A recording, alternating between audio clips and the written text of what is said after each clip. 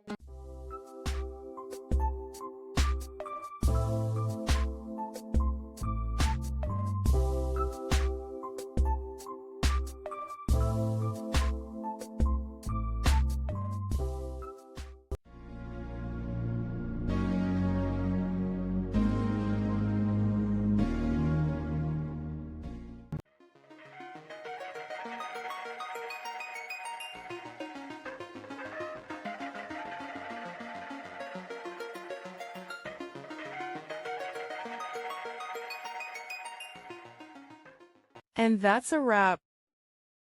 I hope you found the answer you were looking for. If you did, take a second to hit that subscribe button. It really helps out. And let me know in the comments which solution worked best for you.